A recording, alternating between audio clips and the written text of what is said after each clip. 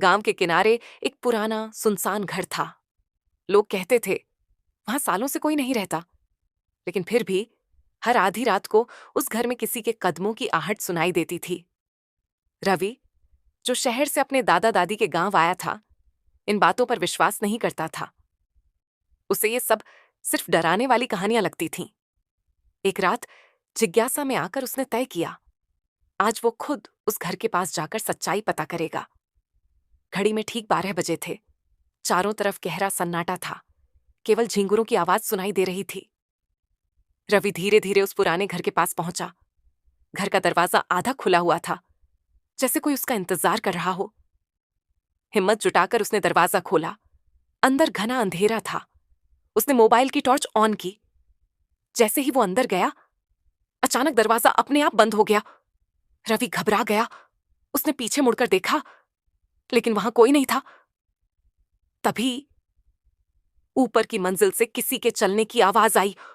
टप टप टप। रवि का दिल जोर जोर से धड़कने लगा। फिर भी उसने हिम्मत की और सीढ़ियों की तरफ बढ़ा। जैसे जैसे वो ऊपर जा रहा था, आवाज और तेज होती जा रही थी। ऊपर पहुंचकर उसने देखा, एक कमरा थोड़ा खुला हुआ था। उसने धीरे से दरवाजा धक्का दिया। अंदर एक पुरानी कुर्सी थी और उस पर कोई बैठा हुआ था।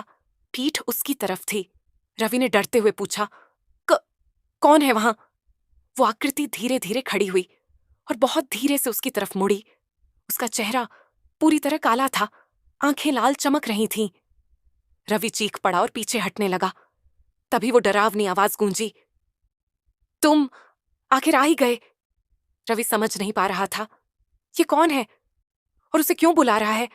अचानक वो आकृति हवा में तैरने लगी और धीरे धीरे रवि के करीब आने लगी। रवि भागने के लिए मुड़ा, लेकिन दरवाजा बंद था। अब वो पूरी तरह फंस चुका था। आकृति उसके बिल्कुल सामने आ गई और बोली, "हर साल एक मेहमान आता है और फिर कभी वापस नहीं जाता।" रवि की सांसें रुकने लगीं। तभी उसका मोबाइल हाथ से गिर गया और टॉर्च बंद हो गई। पूरा कमरा अंधेरे में डूब गया। अगली सुबह गांव वालों ने उस पुराने घर का दरवाजा खुला देखा। अंदर कोई नहीं था।